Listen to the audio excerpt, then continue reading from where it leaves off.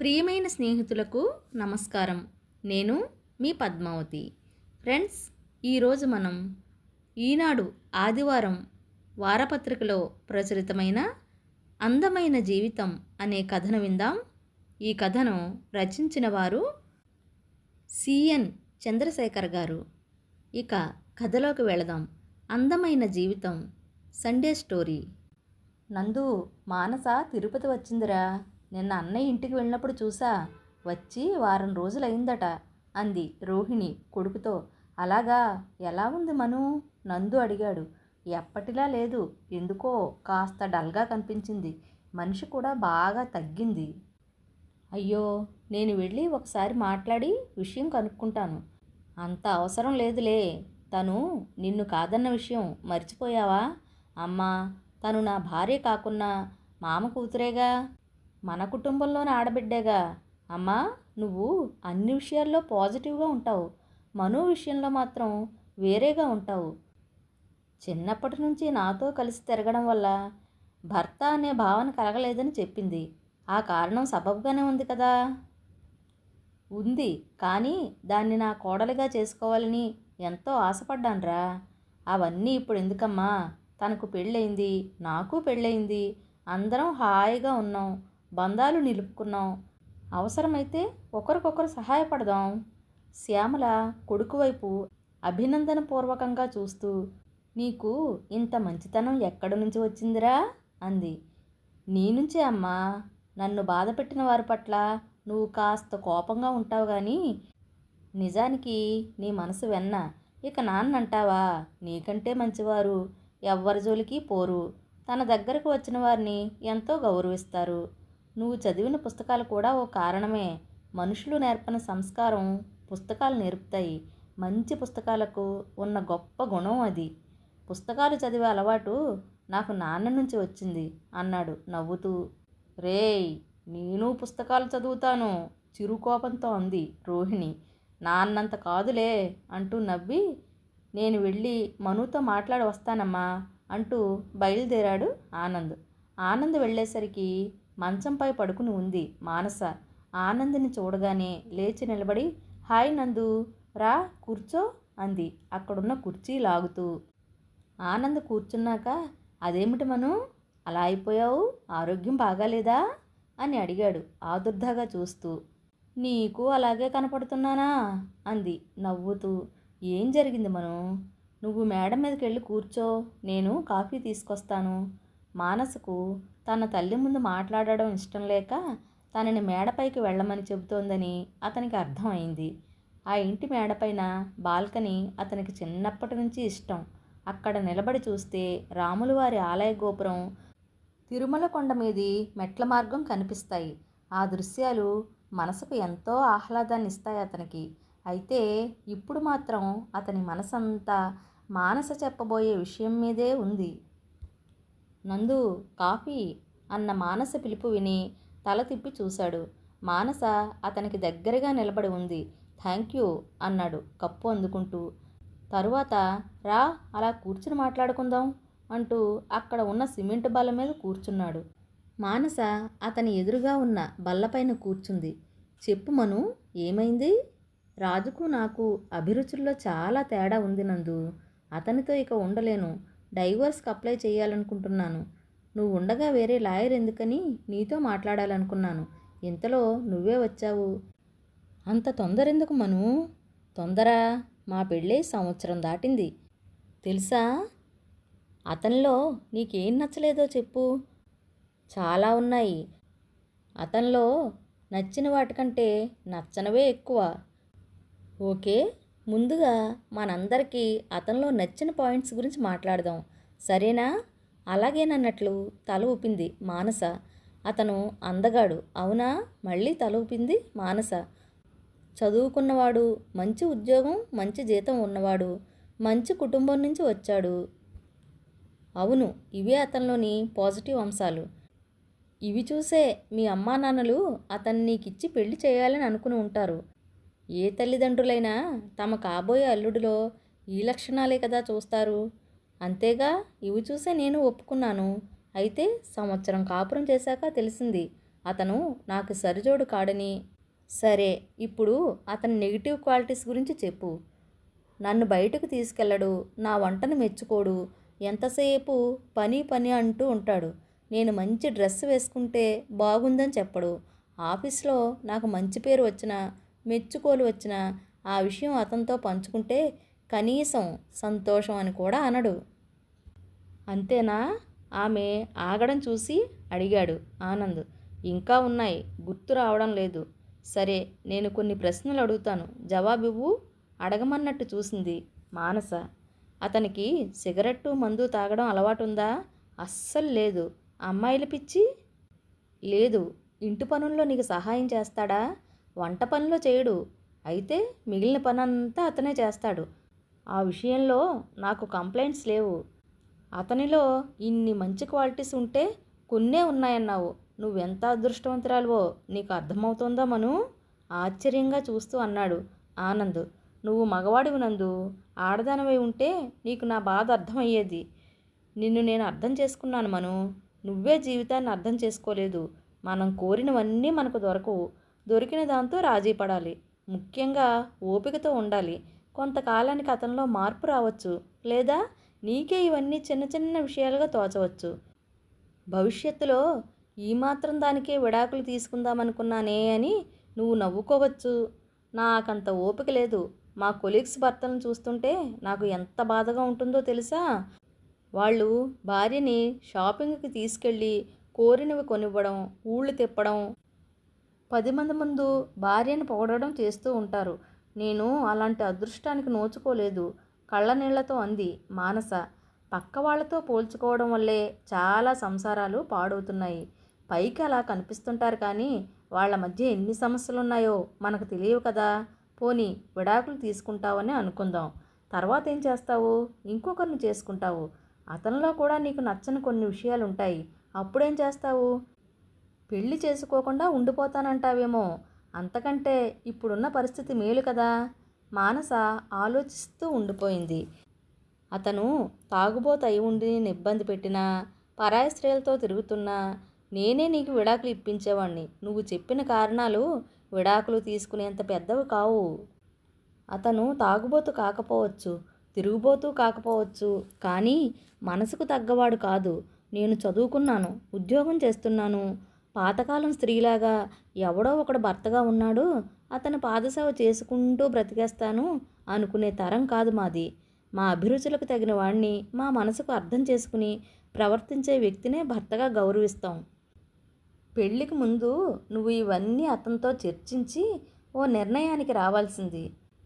పెళ్ళయ్యాక నేను చెప్పిన కారణాల వంటివి ఉంటే తప్ప విడాకులు తీసుకోవడం అంత సులభం కాదు.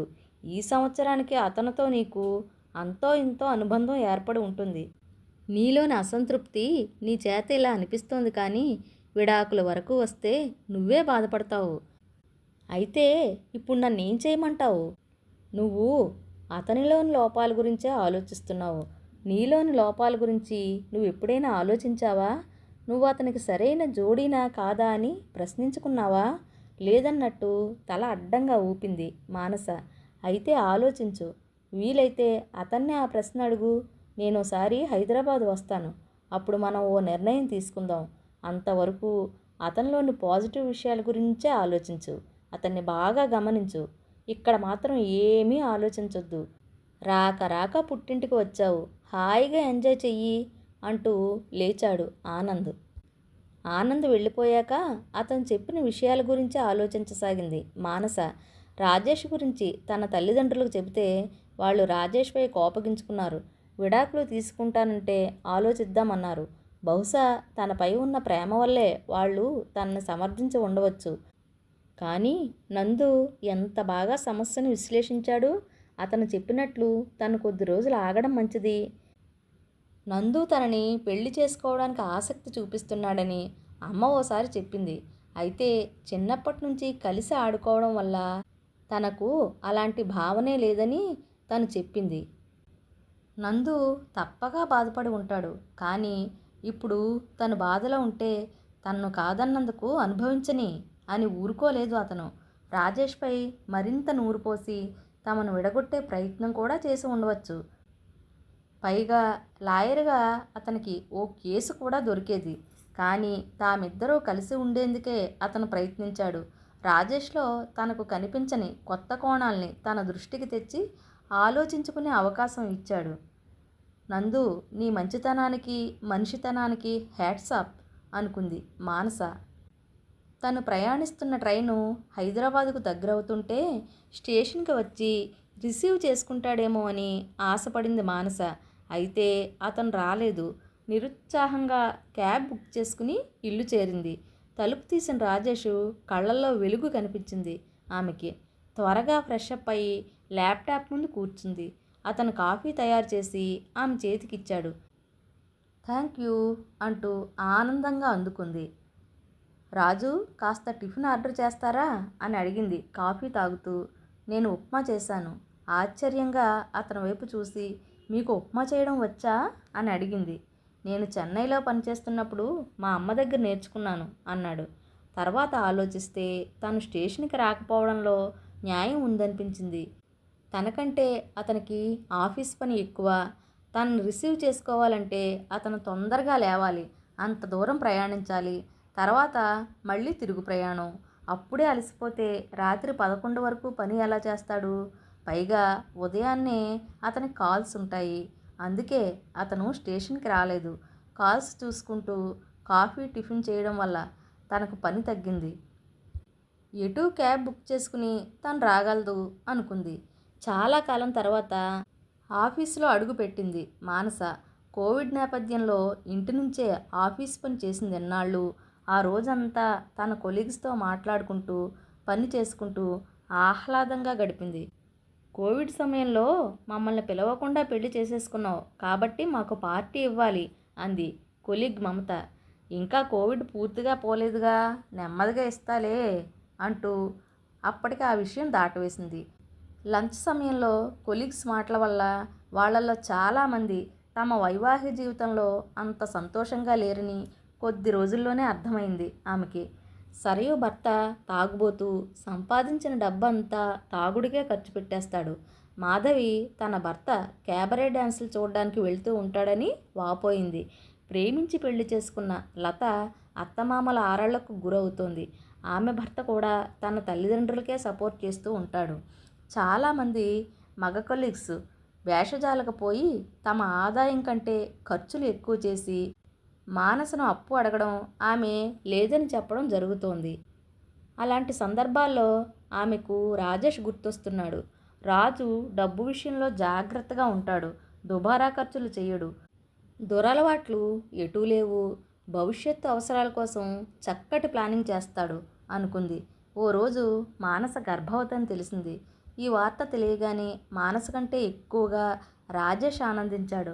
విషయం తెలిసి తల్లిదండ్రులు ఆమెను చూడ్డానికి వచ్చారు. అమ్మని ఇక్కడే ఉంచుకుంటాను, ఇంటి పని ఆఫీస్ పని ఈ పరిస్థితుల్లో చూసుకోలేను అంది రాజేష్తో మానస. మీ నాన్నగారు ఇంకా ఉద్యోగంలో ఉన్నారు. ఆయన ఇక్కడ ఎక్కువ రోజులు ఉండలేరు. ఈ వయసులో ఆయన అక్కడ ఒంటరిగా ఎలా ఉంటారు? హోటల్లో తింటే ఆయన ఆరోగ్యం పాడవదా? మీ అమ్మగారికి ఇక్కడ శ్రమ ఎక్కువ అవుతుంది. డెలివరీకి 3 నెలల ముందు రమ్మని చెబుదాం. అంతవరకు నీకేం సహాయం కావాలన్నా నన్ను అడుగు అన్నాడు రాజేష్. తన తల్లిదండ్రుల పట్ల అతని కన్సర్న్ చూసి ఆశ్చర్యపోయింది మానస. అన్నట్టే మానసను చాలా బాగా చూసుకున్నాడు రాజేష్. డాక్టర్ దగ్గరికి చెకప్కు తీసుకెళ్లడం, మందులు పండ్లు తెచ్చివ్వడం చేసేవాడు. పండ్లు కోసి ముక్కలు చేసి ఇవ్వడం, జ్యూస్ చేసి ఇవ్వడం వంటివి తనే చేసేవాడు. అతని మాటల్లో ఎప్పుడూ చెప్పలేదు కానీ తనంటే అతనికి చాలా ఇష్టమని అతని చేష్టల ద్వారా ఈ కొద్ది రోజుల్లో అర్థమైంది ఆమెకి. ఆ విషయం తల్లికి ఫోన్ చేసి చెప్పి ఆమెతో తన ఆనందం పంచుకుంది. కొంతమంది మగవాళ్ళు తరచూ భార్యతో తన ప్రేమను వ్యక్తం చేస్తూ ఉంటారు. కొంతమంది సందర్భం వచ్చినప్పుడు తమ ప్రేమను వ్యక్తీకరిస్తారు. మరికొంతమంది తమ చర్యల ద్వారానే తమ ప్రేమ తెలుపుతారు. అది గుర్తించే మనసు భార్యలకు ఉండాలి అంది ఆమె తల్లి సుమతి. ఓ రోజు బయటికి వెళదామని రాజేష్ అంటే మానస ఉత్సాహంగా బయలుదేరింది. ఓ పేరున్న కంపెనీ కడుతున్న అపార్ట్మెంట్ దగ్గరికి తీసుకెళ్ళి మోడల్ హౌస్ చూపించి ఆమెకు నచ్చితే కొందామని చెప్పాడు. కొద్ది రోజులు ఆలోచించి కొందామని ఇద్దరూ నిర్ణయించుకుని వెళ్ళి అడ్వాన్స్ కట్టారు. ఆ ఇంటిని తన పేరు మీదే కొంటున్నాడని తెలిసి వారించబోతే రాజేష్ వినలేదు. మరుసటి రోజు మిమ్మల్ని ఓ మాట అడుగుతాను, నిజాయితీగా జవాబు చెప్పాలి అంది మానస రాజేష్తో. అడుగు, ఆశ్చర్యంగా ఆమె వైపు చూస్తూ అన్నాడు. నేను మీకు భార్యగా తగినదాన్నని మీరు భావిస్తున్నారా? నాకు ఇంతవరకు అటువంటి ఆలోచనే రాలేదు. నాకు వివాహ వ్యవస్థ మీద గౌరవం ఉంది. ఒకసారి పెళ్ళంటూ జరిగాక ఎదుటి మనిషిలోని లోపాలను వెతకూడదు. రోజు రోజుకి ప్రేమను పెంచుకుంటూ పోవాలి. లోపాలను వెతుక్కుంటూ పోతే ఇప్పుడు నువ్వు అడిగిన ప్రశ్న రోజు మనసులో మెదులుతూనే ఉంటుంది. మెల్లగా అసంతృప్తికి బీజం పడుతుంది. అప్పుడు ఎదుటివాళ్లలో అన్ని లోపాలే కనిపిస్తాయి. చెంపపై చెళ్ళును కొట్టినట్లు ఫీల్ అయింది మానస. ఆమె మనసు పశ్చాత్తాపంతో నిండిపోయింది. అప్పట్నుంచి ఆమె రాజేష్లో లోపాలను వెతకడం మానేసింది. కొన్నాళ్లకు మానసకు బాబు పుట్టాడు. మానస బాబు ఆలనా పాలనాలో పడిపోయింది. మెటర్నిటీ లీవ్ అయ్యాక కూడా ఇంట్లో నుంచి పనిచేయడానికి కంపెనీ అనుమతించడంతో బాబును చూసుకోవడం సులువైంది. ఓ ఆదివారం మానస స్నేహితురాలు సౌజన్య మానస ఇంటికొచ్చింది. మాటల్లో విశాల్ ఈ మధ్య బాగా మారిపోయాడమను, ఇంట్లో ఒక్క పని ముట్టుకోవడం లేదు. ఇంట్లో ఉన్నంతసేపు టీవీ చూడడం లేదా సెల్ చూడడం. బిడ్డ ఏడుస్తున్నా కింద పడిపోతున్నా పట్టించుకోడు. ఉద్యోగం చేస్తూ ఇంట్లో అన్ని పనులు చూసుకోవడం నా వల్ల కావడం లేదు. ఉద్యోగం వదిలేయడం అంత సులువు కాదు. అంత జీతం ఎలా వదులుకోను? వదిలేస్తే మళ్ళీ ప్రతి అవసరానికి అతన్ని అడుక్కుంటూ ఉండాలి అంటూ భర్త గురించి చెప్పి కళ్ళనీళ్లు పెట్టుకుంది సౌజన్య. స్నేహితురాలి పరిస్థితి చూసి జాలిపడింది మానస. ఆ పరిస్థితి తనకు లేనందుకు సంతోషించింది. సౌజన్యకు ధైర్యం చెప్పి ఓదార్చింది. ఆ రోజు రాత్రి భోజనాలయ్యాక సౌజన్య తన ఇంటికి బయలుదేరుతూ, మను, నువ్వు చాలా అదృష్టవంతురాలివి. రాజేష్ నిన్ను ఎంత బాగా చూసుకుంటున్నాడో ఈ ఒక్క రోజులోనే నాకు అర్థమైంది. ఎన్ని పనులు చేస్తున్నాడు. ముఖ్యంగా చిన్నపిల్లల పనులంటే కొంతమంది మగవాళ్ళు విసుక్కుంటారు. రాజేష్ ఓపికగా బాబు పనులన్నీ కూడా చేస్తున్నాడు. నాకు చాలా సంతోషంగా ఉంది అంది. అవునన్నట్లు తల ఊపింది మానస. బాబుకు 2 ఏళ్లు దాటాయి. వాడిని ఎంతసేపు ఇంట్లోనే ఉంచుకుంటే వాడికి బయట ప్రపంచం ఎలా తెలుస్తుంది? మనం ఎక్కడికైనా వెళ్ళొద్దాం అంది మానస రాజేష్తో ఓ రోజు. రాజేష్ వెంటనే ఒప్పుకున్నాడు. అప్పటినుంచి 6 నెలలకోసారి టూర్లకు వెళ్ళసాగారు. కొన్ని నెలల తర్వాత కొత్త ఇంట్లోకి గృహప్రవేశం చేశారు మానస రాజేష్లు. నేను 45 ఏళ్లప్పుడు ఇల్లు కట్టాను. నువ్వు 30 ఏళ్లకే ఇంటి ఓనర్ అయ్యావు. నాకు చాలా సంతోషంగా ఉంది అన్నాడు మానస తండ్రి భాస్కర్. మీకు ఉమ్మడి కుటుంబం బాధ్యతలు ఉండేవి కదా నాన్న. మాకు బాధ్యతలు ఇరువైపులా లేవు. అందుకే కొనగలిగాం అంది మానస. సిటీలో మీకు తగ్గ ఖర్చులు మీకు ఉంటాయి కదా. అయినా ఇది అల్లుడు గొప్పతనం. ఆర్థిక సంబంధమైన విషయాల్లో చాలా చక్కటి ప్లానింగ్ ఉంది అతనికి అన్నాడు భాస్కర్. తండ్రి తన భర్త గురించి గొప్పగా చెబుతుంటే మానసకు గర్వంగా అనిపించింది. గృహప్రవేశానికి ఆనంద్ తన భార్యతో వచ్చాడు. ఫంక్షన్ అయ్యాక అందరూ కలిసి మాట్లాడుకుంటుంటే ఆనంద్, మానస, బాబు పుట్టాడు, ఇల్లు కొన్నావు, ఇక నీ కెరీర్ పైన దృష్టి పెట్టు అన్నాడు మానస్తో. తనిప్పుడు మేనేజర్ అండి. చాలామందికి తను బాస్. ఇంటి పని బాబు పని చూసుకుంటూనే ఆఫీస్ పని కూడా సమర్థంగా చేస్తోందంటే ఆలోచించండి తనకి ఎంత టాలెంట్ ఉందో అన్నాడు రాజేష్. మానస టాలెంట్ గురించి నాకు తెలీదా? She is a gem of A person అన్నాడు ఆనంద్. తరువాత మానస ఒంటరిగా కనిపించినప్పుడు దట్స్ ఆల్ యువర్ ఆనర్ అన్నాడు ఆనంద్ నవ్వుతూ. మానస కూడా అర్థమైనట్లు తల ఊపి నవ్వింది సంతోషంగా. ఫ్రెండ్స్, కథ చాలా బాగుంది కదా. ఈ జనరేషన్ అమ్మాయిలు చాలామందికి ఈ కథ జ్ఞానోదయం కలిగిస్తుందండి. నేను వినిపించిన కథలు నచ్చితే లైక్ చేయండి, షేర్ చేయండి, సబ్స్క్రైబ్ చేసుకుని నన్ను ఎంకరేజ్ చేస్తారు కదూ. మరొక మంచి కథతో మళ్ళీ కలుద్దాం.